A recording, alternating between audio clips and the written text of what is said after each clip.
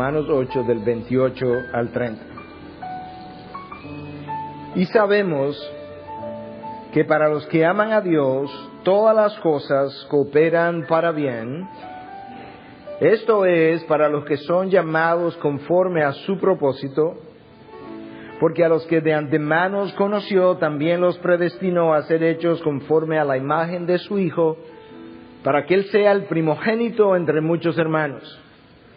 Y a los que predestinó, a esos también llamó, y a los que llamó, a esos también justificó, y a los que justificó, a esos también glorificó. Yo creo que este es uno de los textos más citados de toda la palabra de Dios, probablemente de los menos entendidos y por tanto de los menos aplicados o más frecuentemente mal aplicados. El capítulo 8 del libro de Romanos en gran manera tiene que ver precisamente con las tribulaciones del cristiano. Este es el texto que más se conoce, pero mucho de lo que Romanos 8 tiene que decir tiene que ver precisamente con esto. De hecho, en el versículo 18, el apóstol Pablo, alguien que está altamente familiarizado o estuvo familiarizado con el dolor, con el sufrimiento, él decía que los sufrimientos de este tiempo presente no son dignos de ser comparados con la gloria que nos ha de ser revelada. Pablo nos está diciendo que las tribulaciones por las que pasamos en este tiempo presente, si nosotros comenzamos a compararlas o a quejarnos, realmente estamos haciendo algo que es indigno. Porque esto no es digno de ser comparado con lo que Dios ha preparado en la eternidad para aquellos que le siguen. Esto es como el preámbulo. Esto es como la persona que comienza a marinar algo en la noche antes, a ponerlo en una especie de salsa si tú quieres, y luego se pasa al otro día varias horas cocinando para luego disfrutar de ese plato, pero antes del disfrute tuvo que pasar por una serie, ¿verdad?, de pasos hasta que el placer del paladar pudiera ser sentido. Eso es más o menos lo que Pablo nos está diciendo. Este es el preámbulo, esta es la preparación. De la manera que Cristo nos conoció, no podemos entrar a su presencia y este es el tiempo de esa preparación. Yo creo que muchos leen, oyen, incluso personas que no van a la iglesia, porque con frecuencia lo oímos, y han oído de Romanos 8:28 y entienden que lo que el texto dice es que todas las cosas cooperan para bien para todo el mundo. No siempre las cosas pasan para algo, eso no es lo que el texto está diciendo. Se parece, pero no es. Yo creo que otros dicen o piensan que todas las cosas, al final, las cosas se organizan y al final todo sale bien. Eso tampoco es lo que el texto está diciendo. Y yo creo que otros piensan, bueno, lo que tienes que hacer es esperar lo suficiente y en la espera te darás cuenta que al final todo va a salirte bien. Todavía peor. Solicité un trabajo, no me lo concedieron. Eso es que Dios tiene un salario, un trabajo con mayor salario para mí. Eso no es lo que el texto está diciendo. Me votó la novia, eso implica que Dios tiene una novia más bonita para mí. El texto no está diciendo nada de eso. Y yo creo que nosotros necesitamos entender la intención del texto para ver qué es lo que está diciendo. En primer lugar, el texto tiene un contexto y un grupo de personas para quienes esto va a ocurrir. Para aquellos que aman a Dios, esto es lo que han sido llamados conforme a su propósito. Es para ese grupo que las cosas van a ser como vamos a descifrar en unos momentos, específicamente para ese grupo.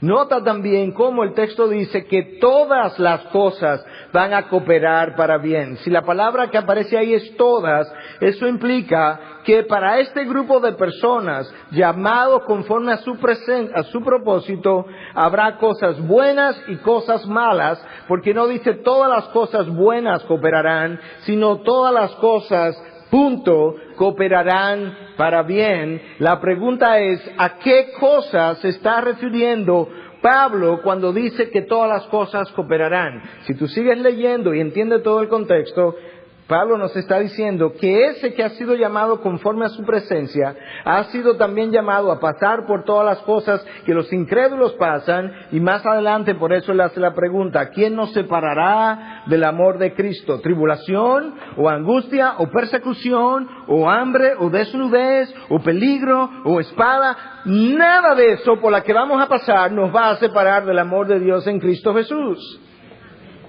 Y eso es bueno saber, que no nos va a separar.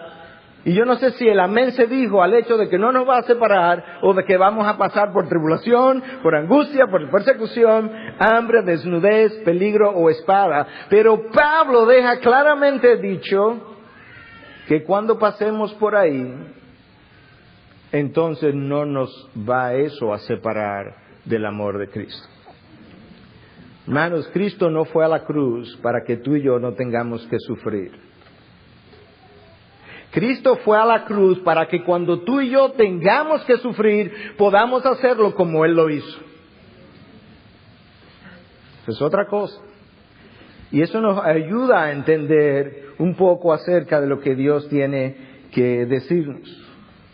Las pruebas de este tipo, ¿verdad?, tienen el propósito de formar la imagen de Dios en nosotros. El propósito número 1 de Dios con nosotros, en las buenas, en las malas, en la abundancia, en la escasez, es que su imagen, la imagen de su Hijo, se forme en nosotros. Y eso está claramente dicho aquí. De manera que lo que Dios está garantizando para este grupo de personas a quien Él ha llamado, es que Él va a permitir que una serie de cosas ocurran alrededor de su vida, hasta que Él vea la imagen de Cristo formado en ellos. Las pruebas no tienen el propósito de hacerme más feliz de este lado de la gloria. Las pruebas no tienen el propósito de hacerme más próspero. No, usted va a ver la bendición que vendrá después. Puede ser, pero no hay garantía de eso. Job terminó mucho más próspero, con más hijos, pero Dios no ha prometido que cada vez que yo entre en una prueba, Él me va a devolver 2 veces, 3 veces lo que me ha quitado. Si yo tengo esa expectativa, en muchas ocasiones voy a terminar desilusionado. Y esta mañana, con el grupo que estábamos, revisábamos cómo, mientras Job termina bendecido, duplicado, prosperado, Juan el Bautista, el primo hermano del Mesías, el introductor del Mesías, de repente se encuentra en una cárcel.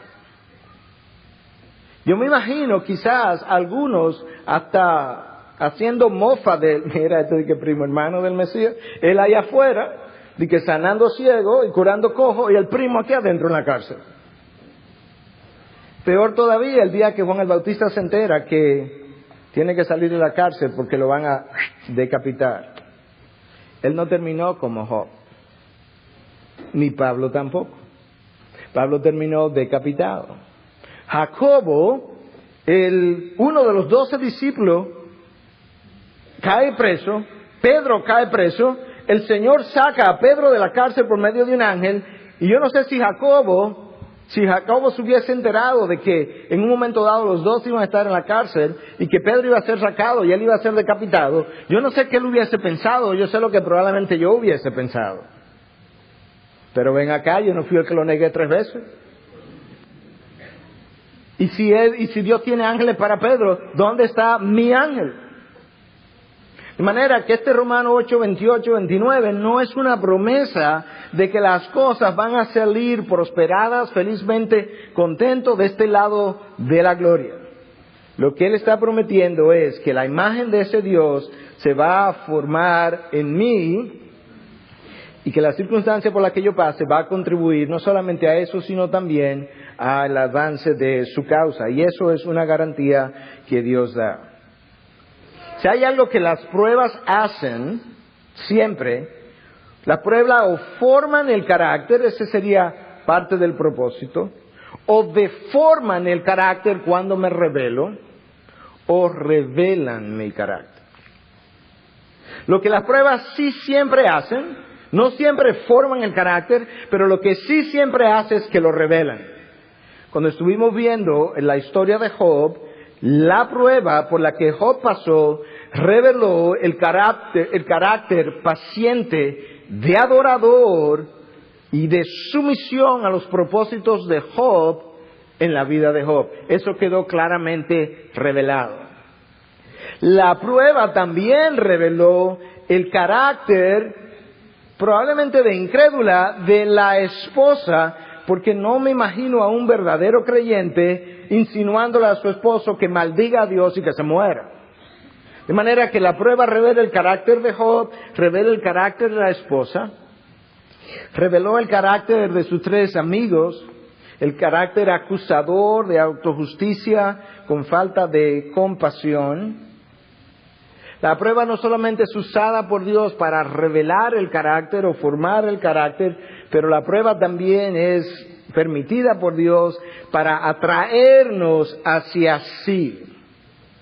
Satanás la usa para alejarnos de Dios, Dios la usa para acercarnos a Dios. Al final, Job termina mucho más cerca de Dios que lo que él había estado.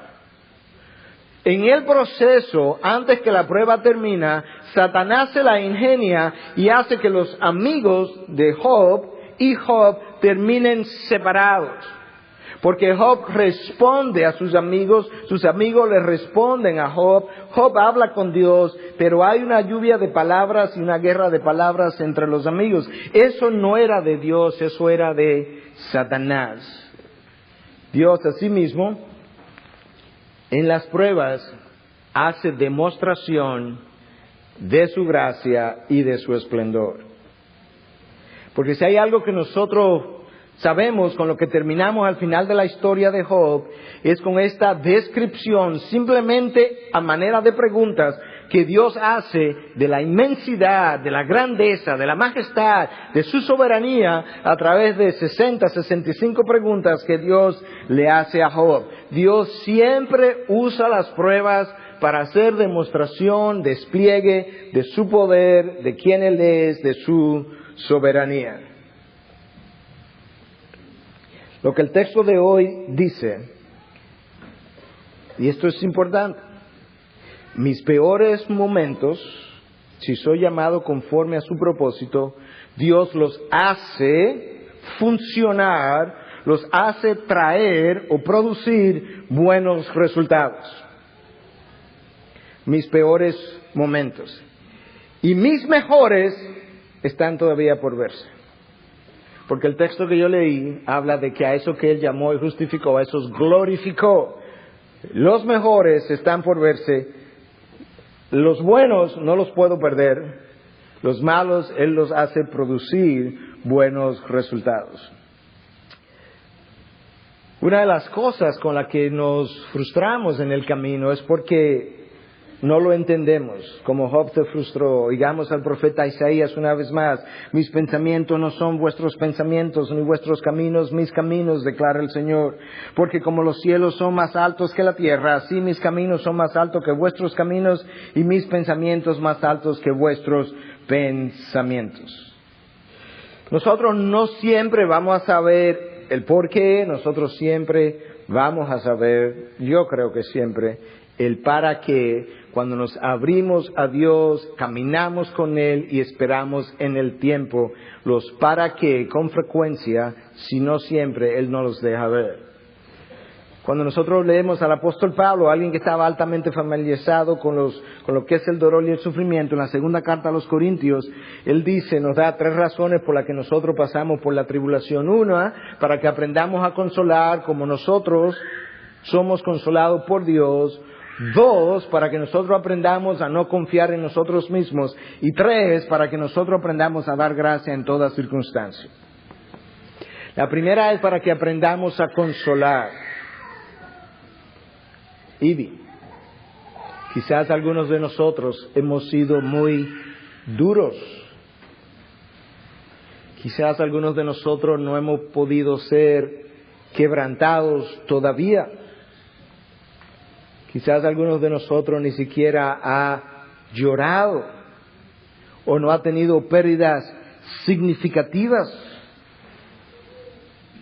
Si hay algo que uno aprende con Dios, y uno lo ve en la vida de Job, es que Él comienza haciéndonos perder cosas materiales que nos duelen, pero no es mi salud ni son mis hijos.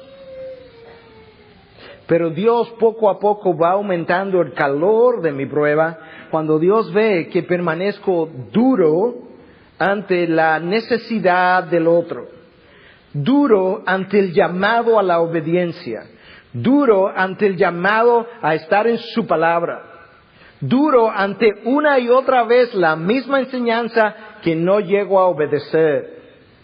Y a veces Dios entonces tiene que quebrantarnos para eventualmente Él mismo consolarnos y luego enseñarnos entonces a consolar a otros a quienes nunca habíamos consolado anteriormente.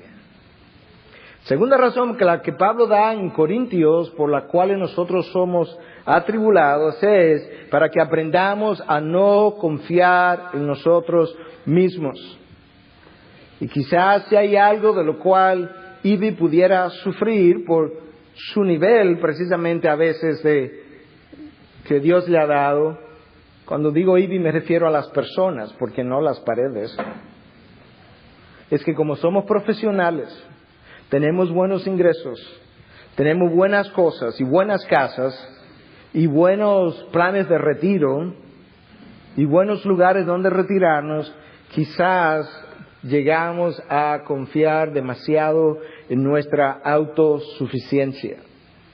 Y una de las razones de las tribulaciones es para que no confiemos en nosotros mismos. Y número 3, para que aprendamos a dar gracias en todo. Yo puedo quejarme que ahora no tengo el local para tener a mis hijos en la escuela dominical, en el mismo lugar del sitio de adoración, o yo puedo darle gracias a Dios que hay un lugar donde yo puedo dejarlo, que sean instruidos y yo también ir a adorar a Dios. Yo puedo quejarme de que no puedo adorar en el día domingo, en la mañana, yo que soy una persona tan programada que siempre tengo que hacer las cosas como yo la hago y que tengo que adorar en sábado. Yo puedo quejarme de eso, o yo puedo darle gracias a Dios que en sábado yo puedo hacerlo en un lugar como este. Yo puedo quejarme de que ahora no va a haber Oanza por un tiempo, o yo puedo darle gracias a Dios que tuve a Oanza por un tiempo, que sé ahora cómo se hace, mi hijo tiene la costumbre, tiene la disciplina, y ahora yo voy a poder hacerlo con otros amiguitos, porque simplemente Él quiere hacerlo. Las pruebas nos llevan a ser agradecidos por lo ingrato que muchas veces hemos sido. A través de las dificultades, Dios prueba mi carácter, mi fe, mi paciencia, mi confianza y mi perseverancia. Mi fe, mi paciencia, mi confianza, mi carácter y mi perseverancia. Como yo reacciono ante las dificultades, revelan quién yo soy verdaderamente. Déjame decir eso una vez más. La manera como yo reacciono ante las dificultades revelan cómo soy verdaderamente. Y ahora es muy temprano, apenas acabamos de comenzar, tenemos que poner eso en el tiempo y ver cómo sigo reaccionando. Pero Dios nos pone a esperar, nos pone en ese cuarto de espera, y nuestra estadía en la espera va a revelar muchas veces lo que verdaderamente somos. Cuando nosotros revisamos, para entender a Romanos 8:28, de qué es que se trata, cuando revisamos el Nuevo Testamento, hay 3 palabras principalmente que son traducidas a nuestro idioma como pruebas. 3 principales. La primera es dokimion, o dokimion, es la palabra que aparece en 1 de Pedro 1:7, que dice, para que la prueba de vuestra fe, ahí está la palabra prueba, la prueba de vuestra fe, más preciosa que el oro, que perece, aunque probado por fuego, sea hallada, que resulta en alabanza, gloria y honor en la revelación de Jesucristo. La Biblia al día lo traduce de esta manera, es una paráfrasis: las tribulaciones presentes ponen a prueba la firmeza y pureza de su fe. Así como el oro se prueba y purifica en el fuego, su fe, que es más valiosa, es sometida al fuego purificador de las tribulaciones. Si permanecen firmes, recibirán alabanza, gloria y honra el día que Él regrese. Esa es la promesa. No antes. De este lado de la gloria, lo único que tengo seguro, Él está formando su imagen en nosotros.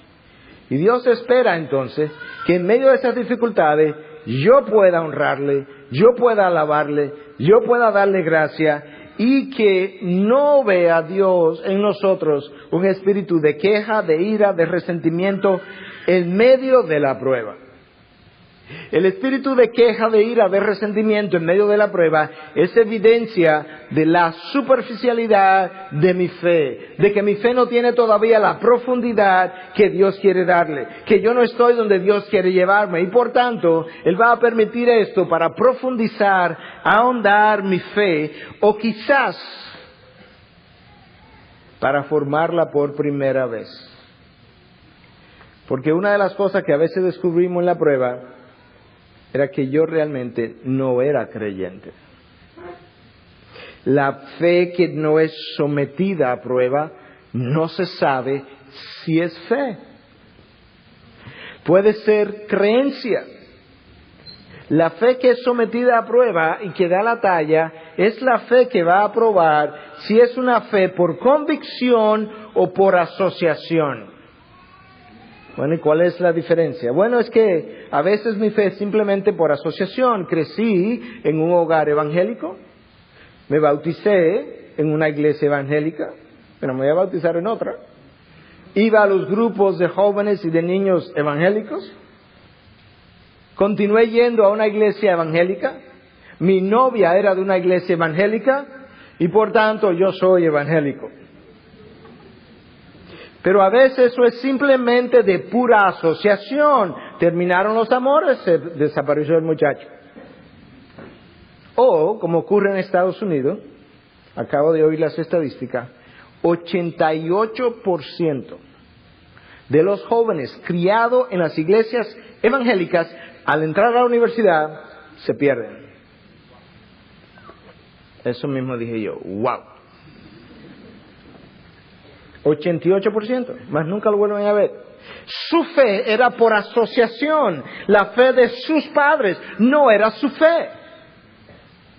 Por eso es que la fe tiene que ser puesta a prueba.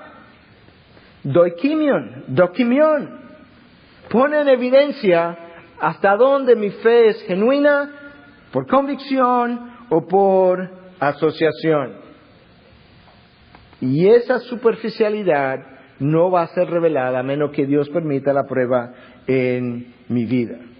A veces esa superficialidad es tal que yo ni siquiera me percato de qué está pasando en mi mundo interior, mucho menos qué está pasando a mi alrededor.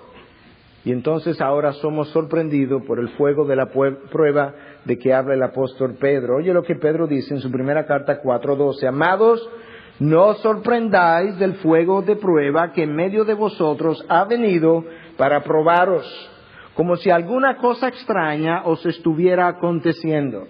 Lo que el apóstol Pedro nos está diciendo es que cuando pasemos por esa prueba, que no nos sorprendamos como que algo extraño estuviera ocurriendo, porque eso es parte del diseño de Dios para hacer lo que Dios entiende nosotros necesitamos en nuestras vidas. Y esa prueba a la que está haciendo referencia el apóstol ahora es una prueba en su idioma original que implica cierto dolor o sufrimiento. Y a través entonces del dolor y del sufrimiento, Dios prueba mi perseverancia. En la vida cristiana, hay pruebas que rompen el corazón.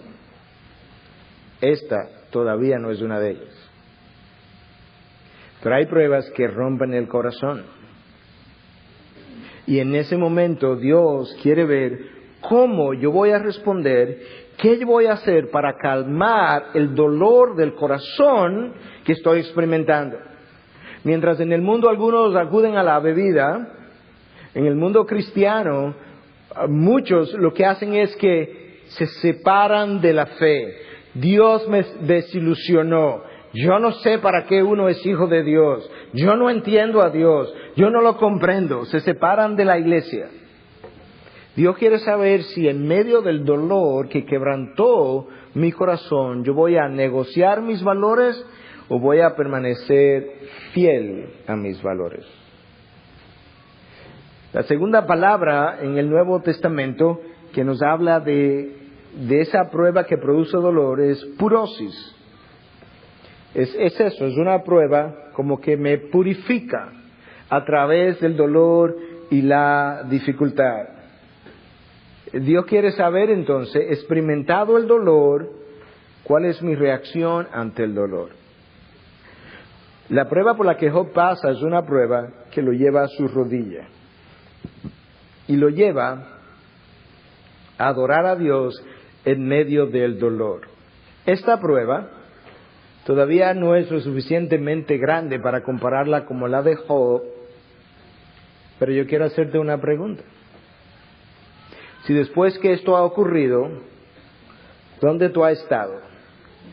¿En tus rodillas? ¿Intercediendo? ¿O frente a la misma televisión? ¿Frente a la misma computadora? ¿Frente a la misma recreación? Total, los líderes están ocupando de eso. Nosotros nos podemos ocupar de los locales, de los micrófonos, del sonido, pero no nos podemos ocupar de la condición espiritual de cada uno de nosotros. Es algo muy personal con Dios. Y honestamente, si esto, que no es una prueba como la de Job, pero es una prueba, a usted no lo ha llevado a intensificar su vida de oración, de ayuno quizás, ¿sabes una cosa? Yo no sé qué Dios va a tener que hacer para acercarte a su presencia. Estas cosas debieran llevarnos más a su palabra, a nuestras rodillas, a ayuno, a su presencia, a la meditación, a la reflexión, y entre tú y Dios. Si realmente ha estado en los mismos lugares, frente a las mismas cosas, yo no sé entonces cuál es el sacudión que Dios va a necesitar para llamar la atención. Primera de Pedro 5:10. Y después de que hayáis sufrido un poco de tiempo, el Dios de toda gracia, que os llamó a su gloria eterna en Cristo, Él mismo os perfeccionará, afirmará, fortalecerá y establecerá. Pero oye el orden. Después que hayáis sufrido un poco de tiempo, no antes, no a mitad, después de. Y quien lo va a hacer es el Dios de toda gracia, el Dios que os llamó a su gloria eterna. Ese mismo entonces se va a encargar, si sé enfrentar eso, si sé ir a su presencia y en su búsqueda, Él mismo se va a encargar de perfeccionarme, de afirmarme, de fortalecerme y de establecerme. La fe o la gracia, Pedro le llama el Dios de toda gracia. El Dios que con su gracia me quebranta es el Dios que con su gracia me fortalece y me sana. Y si yo sé entonces caminar con Él, y yo sé entonces someterme a su trabajo, yo podré disfrutar de una mejor relación con Él. Yo no sé cuántos de ustedes me han oído usar esta ilustración anteriormente, pero cuando nosotros venimos a los pies de Cristo, somos como potricos salvajes. ¿Sí o no? ¿Usted ha visto un potro salvaje y su amo? ¿Usted ha visto la relación que ellos tienen? Cero. Porque al potro salvaje no hay quien se le acerque. Entonces el potro salvaje necesita ser domado, su espíritu necesita ser quebrado para que el amo pueda acercarse a lo que él ha comprado. Mientras tanto, el potro puede ser hermoso, el potro puede ser muy fino, lo único que él puede hacer es verlo de lejos. Cuando él comienza a someter a su potro a que sea domesticado, ese potro patea, relincha, grita, y quizá usted está pensando, bueno, pastor, pero nosotros no pateamos. Casi. Por eso Pablo dice que ¿qué hacemos dando cosas contra el aguijón? Y en esa ocasión era literalmente eso, el dar cosas contra el aguijón era algo que ellos observaban en los toros, los bueyes de trabajo, que pateaban y había un aguijón en la parte de atrás que entonces lo punchaba para que ellos no volvieran a patear. Bueno, nosotros más o menos nos comportamos de esa forma. De hecho, el apóstol Pablo habla de eso. El potro no domesticado no tiene mucho uso. Tú no puedes montarte arriba de él, no puedes ni siquiera exhibirlo, no le puedes poner carga, no está hecho para eso, pero aún si quisiera ponerle carga, él no te lo permite, él te tumba la carga de encima, él es de poco uso. Asimismo nosotros, cuando tenemos ese espíritu rebelde de potro salvaje, Dios tampoco nos puede usar y no puede pedirnos que hagamos nada. Nosotros en la iglesia no podemos pedirte que haga nada, porque tan pronto eso ocurre, comienza el refunfuñar. Yo no sé para qué me hicieron esto, yo no sé para qué otro pudiera hacerlo, porque ¿a quién se le ocurre un sábado, un domingo? No, pero eso tampoco. Y entonces comenzamos en eso. Pero una vez el espíritu, la idea de la maestrar el potro no es debilitar el potro, es quebrar su espíritu de rebeldía.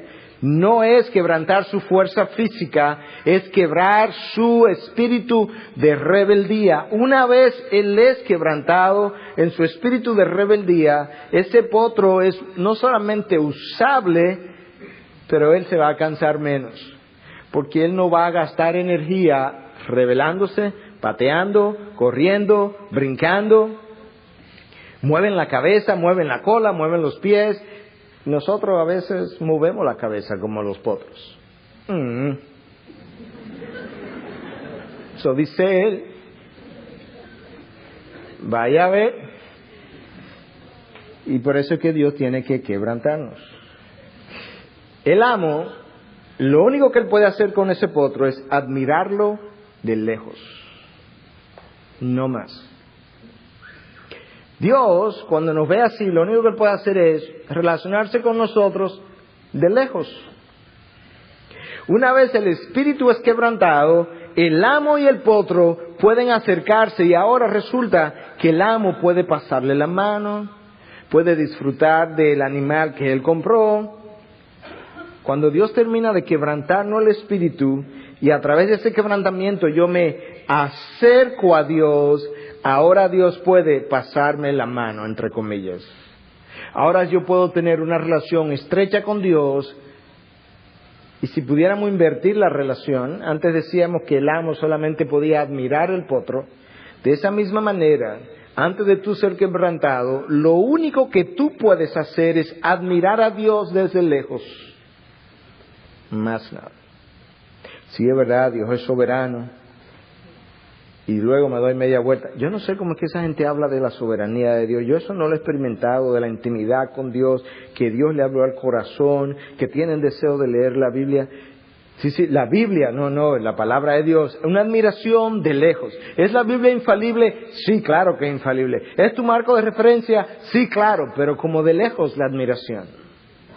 Hasta que finalmente Dios haya quebrantado mi espíritu de rebeldía y ahora yo puedo entrar en una relación con mi amo donde yo pueda admirarlo a él de cerca y no tener que decir como Job, de oídas te conocía, ahora mis ojos te han visto. Y eso es algo de lo que Dios, o una de las cosas que Dios anda buscando, ¿verdad? Es quebrar ese espíritu de rebeldía en nosotros. Dios, cuando comienza a trabajar en nosotros, Él no anda buscando debilitar mis fuerzas físicas, como hablábamos del potro. Él anda buscando debilitar aquello que impide que yo me acerque a Él. A.W. Tozer decía: yo dudo que Dios use a un hombre grandemente hasta que no lo haya quebrantado profundamente. Ese es el caso de Moisés, ese es el caso de Pablo, ese es el caso de una serie interminable de nombres en la historia de la iglesia.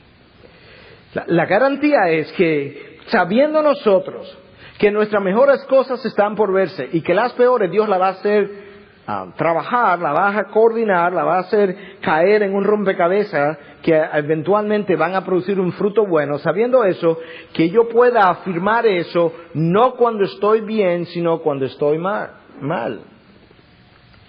Bernard Gilpin fue un ministro de la Palabra de Dios en los años de la Reforma. Y lo andaban persiguiendo la Bloody Mary de Inglaterra, la sangrienta María de Inglaterra. De ahí que el Bloody Mary es rojo, porque ella era así de sangrienta. Y lo andaba persiguiendo, lo habían mandado a buscar. Y lo capturaron. Lo traen de regreso. Él se cae del caballo, se fractura las dos piernas. Y antes de fracturarse, él venía diciendo, no, yo sé que esto va a resultar para bien. Los captores se vienen riendo. Cuando se cae y se rompe las dos piernas, dice, ahora yo voy a ver qué es lo que él va a decir, si esto va a resultar para bien. Mr. Gilpin dice, esto va a resultar para bien. Como ahora ellos vienen a caballo, no estamos hablando ahora de trenes ni mucho menos, vienen viajando a caballo, él viene con las dos piernas rotas. Eso retardó el regreso a Inglaterra varios días, porque casi no lo podían llevar. Y finalmente llegaron retrasados comparado con el día en que él estaba supuesto a llegar. Cuando él llega, él se entera que Bloody Mary se ha muerto. Y que su hermana Elizabeth había dicho no más quemaduras ni matanzas de estos hombres. Y Mr. Gilpin podía decir, te lo dije, que esto iba a resultar para bien. Pero él no sabía que iba a resultar así, excepto que él tenía un versículo, un pasaje de la palabra de Dios que le garantizaba que todas las cosas cooperan para bien. Yo les conté hace mucho tiempo atrás, pero yo creo que es tiempo de recordarlo. De este soldado norteamericano que cae preso en Vietnam y él comienza a tener un lavado de cerebro para que niegue su fe. Y todos los días lo torturaban más y él no había negado su fe. Finalmente lo pusieron a limpiar las letrinas, las peores letrinas, sin guante. Y él está ya harto de que eso esté ocurriendo, ya no puede soportarlo, ya está a punto de negar la fe, está cuestionando a Dios prácticamente todos los días. Y un día, al lado de una letrina, él se encuentra con un pedazo de papel, de lejos le parece que es en inglés que está escrito y lo coge, no quiere ni verlo, estaba sucio. ¿De qué? Usted sabe. Y se lo llevó así. Estaba tan desesperado por leer algo en inglés y lo mete en su bolsillo. Y en la noche, con una pequeña linterna que había conseguido debajo de la sábana, él había limpiado ya el papel, alumbra el papel, hace brillar la luz sobre lo que estaba leyendo, y esto fue lo que él leyó. Y sabemos que para los que aman a Dios, todas las cosas cooperan para bien. Esto es para los que son llamados conforme a su propósito, porque a los que de antemano conoció, también los predestinó a ser hechos conforme a la imagen de su Hijo, para que Él sea el primogénito entre muchos hermanos. Y a los que predestinó, a esto también llamó. Y a los que llamó, a esto también justificó. Y a los que justificó, a esto también glorificó. Y él dio gracias a Dios que en el momento que él estaba a punto de ya renunciar a su fe, Dios le recordó que aquellos que han sido llamados conforme al propósito de Dios, todas las cosas cooperan para bien.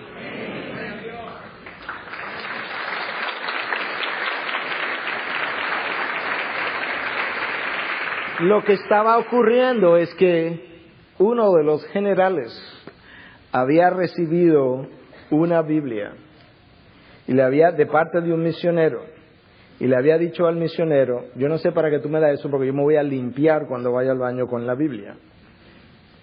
Si tú estás dispuesto a dejármela aunque yo haga eso, el misionero se la dejó.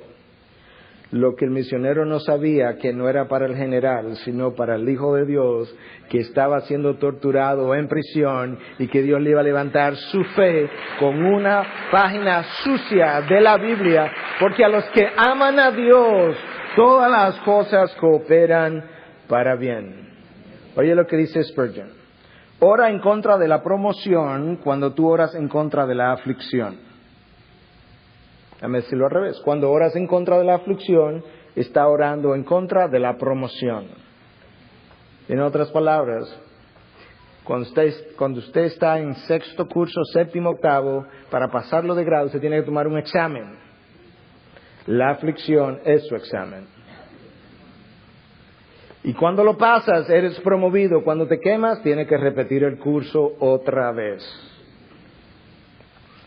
Un poema que no voy a leer hoy porque ya lo he leído en otras ocasiones, pero voy simplemente a recordar lo siguiente. El poema termina diciendo que cuando Dios dobla pero no quiebra.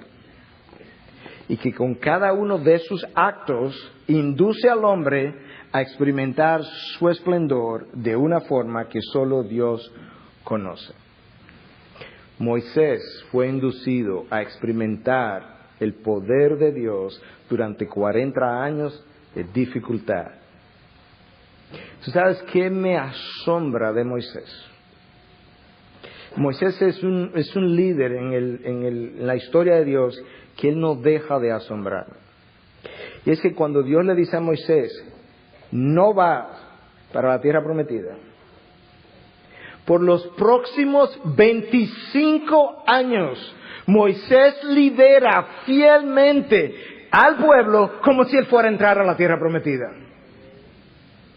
Que Dios le anuncia a Moisés, de aquí en adelante Moisés, entiende, tienes que continuar, pero no se trata de ti, Moisés, es de mis propósitos, es de mi pueblo. Y Moisés no pestañea y continúa por los próximos 25 años con un pueblo rebelde, liderando al pueblo de Dios, sabiendo que no se trataba de él ni de las ovejas, sino del propósito que Dios había encomendado a él como líder del pueblo. Moisés es un individuo donde yo regreso una y otra vez, me humilla su historia una y otra vez, me hace sentir tan indigno una y otra vez. ¿Cómo un hombre puede tener una relación con Dios tan increíblemente estrecha y fiel? ¡Wow! Queremos ver grandes cosas de Dios sin ser quebrantado. Y esas dos cosas son antónimos. Yo quiero creer, el tiempo lo afirmará o lo negará, que Dios nos está pasando por esta prueba antes de llevarnos a nuestro próximo peldaño, pero no sin quebrantarnos primero, no sin humillarnos primero, no sin limpiarnos primero, no sin enseñarnos lo materialista que hemos sido, no sin enseñarnos lo autosuficiente que hemos vivido, no sin enseñarnos lo orgulloso que en ocasiones pudimos haber sido. No, antes no. Primero todo eso antes de Él llevarnos al próximo, antes de ser promovido. Yo quiero creer que Dios va a hacer grandes cosas, pero no sin que esto ocurra. Cuando un corazón no quebrantado experimenta las bendiciones de Dios, él cree que se la merece. Por eso es que no pueden ocurrir, por eso es que son antónimas, contrarias. Cuando un corazón que no ha sido quebrantado experimenta la gloria de Dios, él cree que la ha producido. Cuando ese corazón no quebrantado experimenta el poder de Dios, él hace alarde de ese poder, primero lo usa y después lo abusa. ¿Te das cuenta de lo necesario que es el quebrantamiento del corazón de la persona antes de que Dios nos permita probar, disfrutar, ver su esplendor? Con cada uno de sus actos Dios nos induce a probar y a experimentar y a vivir su esplendor, pero Él tiene que quebrantarnos primero. Cuando un corazón no quebrantado experimenta los privilegios que Dios nos da, él llega a creer que son derechos. Cuando ese mismo corazón no ha sido quebrantado, recibe un don de Dios, él llega a pensar que eso es una destreza que él ha adquirido y la ha desarrollado producto de su esfuerzo. Y no, es por gracia. Charis, 155 veces aparece esa palabra en el Nuevo Testamento. Algo que Dios hace, concede inmerecidamente. Y es por gracia que Él lo hace. Hablé de 3 palabras en el Antiguo Testamento que nos hablan de la prueba, que son traducidos como prueba. Les he hablado de 2. La primera tenía que ver con la dificultad que implica pasar como por el fuego. La segunda era algo que producía dolor. Y la tercera es peirasmos, que es la que aparece en Lucas 22, 28, donde Cristo dice: vosotros sois los que estuviste conmigo en todas mis pruebas. Y esta palabra, peirasmos, es un tipo de tribulación, aflicción, dificultad, que es usada para probar mi compromiso con Dios, con su causa, con su pueblo, con su iglesia, con su palabra. Y esta prueba es especial, porque lo que esta prueba va a hacer, déjame leerte un versículo muy conocido de la palabra de Dios. Esta prueba va a hacer una de 2 cosas. Cuando esta prueba es producida, es traída al pueblo de Dios, va a causar una de 2 cosas. O acerca a los discípulos, o Juan 6:6, como resultado de esto, muchos de sus discípulos se apartaron y ya no andaban con él. O te acercas o te separa para siempre. Esta prueba tiene el compromiso de probar, la finalidad, el propósito de probar el compromiso. La prueba de la cruz, la prueba de la persecución, acercó a los 11, separó a Lucas para siempre, separó a Judas para siempre. Es una prueba que tiene una función muy específica. O nos mantiene o nos impulsa hacia afuera. Esta prueba, que no tiene el tamaño de la persecución, quizás si Dios la prolonga, parte de lo que está haciendo es, o nos comprometemos más con la causa, lo que Dios quiere hacer a través de la ID, o Él va a sacar a algunos de la ID. Yo no lo sé, no soy Dios, no voy a pretender saberlo. Cuando Dios saca al pueblo judío al desierto, dice, lo hice por 3 razones: para humillarte, para probarte y ver lo que había en tus corazones. Dios sabe lo que hay en mi corazón. Lo que Él quiere es saber si yo lo sé.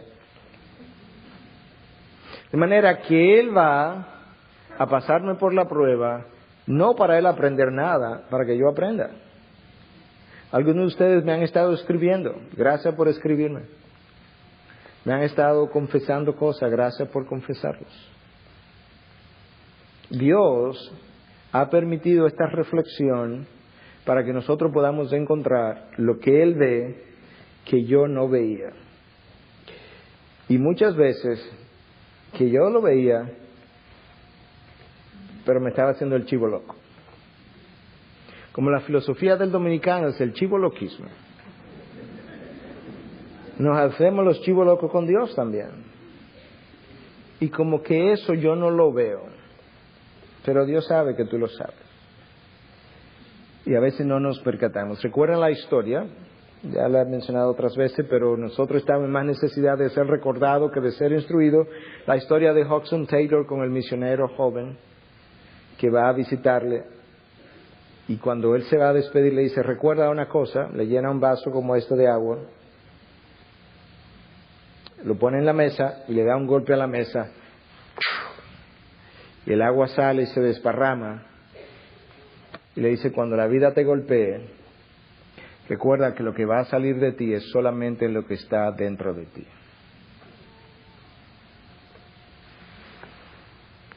¿Qué va a salir de nosotros ahora? Es un pequeño boom en la mesa. Y lo que está dentro va a salir. Eso que va a salir es lo que Dios sabía todo el tiempo que estaba ahí y que quería ponerlo en evidencia. Eso puede ir de agradecimiento, ira, orgullo, rebelión, ingratitud, lo que tú quieras. Dependiendo de cómo reaccionemos en la medida en que los días van pasando. Lo que sí yo estoy seguro, lo veo en su palabra, lo puedo ver en mi vida, lo puedo ver relacionándome con el pueblo, con Dios. Cuando Dios mira hacia abajo, una vida o un pueblo, un matrimonio o una familia, no importa, no hace diferencia. Y comienza a darse cuenta que hay un gasto excesivo de tiempo y dinero que consiste en mantener la apariencia externa cuando la belleza interior no está siendo atendida, es tiempo de quebrantamiento. Eso yo lo sé. La insistencia de Dios no es a lo que luce por fuera, es a lo que soy por dentro. Y cuando Dios nos ve que tenemos tiempo para el salón, para el gimnasio, para la clase de ballet, para la clase de inglés, para la clase de francés, para el tenis, para el karate, para el judo, para todo lo que tú quieras, pero para Oanza, para Dios, para dar una escuela dominical, yo no tengo tiempo. Dios dice, es tiempo de quebrantamiento. Cuando yo he oído sermones, he oído enseñanzas, ya son repetitivas, y en vez de producirme más convicción, lo que me producen es rechazo, porque ahí vienen a decirme lo mismo otra vez. Es tiempo de quebrantamiento. La única razón por la que se te está diciendo otra vez es porque no lo ha hecho la primera vez. Miguel, arregla la cama. La arreglé, ya no hay que decírmelo más. La tercera vez, ahí viene tú otra vez. Claro, hubiera resuelto el problema si lo hace la primera vez. Cuando mi interés continuo es por la recreación del cuerpo. Cada vez que estoy cansado, quiero otro resort. Y Dios dice, wow. Yo no me acuerdo la última vez que estuviste cansado y tocaste la puerta de mi trono para hablar conmigo. Tú piensas que el cansancio que la vida te produce te lo va a hacer quitar algo que ha sido diseñado por el mundo para el disfrute de la carne. ¿Es eso lo que tú recuerdas en mi palabra? ¿O es que aquellos que esperan en Dios renovarán sus fuerzas? Dios sabe. Dios sabe qué es lo que yo espero que me anime, que me levante, que renueve mis fuerzas, que me dé esperanza, que me ayude a seguir la próxima semana. Dios sabe si lo que yo estoy pensando que va a hacer eso es el mundo y sus diseños o Dios y su palabra. Y cuando Él ve la diferencia, Dios dice, bueno, es tiempo de quebrantamiento. Cuando nos creemos mejores, superiores, más espirituales que los demás, es tiempo de quebrantamiento. No somos mejores. Yo no soy mejor que usted. Quizá lo he sentido en ocasiones. ¿Eso es pecaminoso entonces? No, yo soy un hombre de labios impuros. Y yo habito en medio de un pueblo de labios impuros.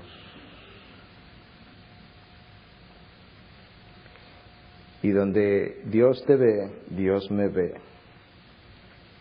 Mismo plano. Él es el que está en un lugar alto y sublime. Y sus orlas llenan el templo. Yo no tengo orlas. Ni tú tampoco. No tenemos nada de qué gloriarnos, de qué enorgullecernos.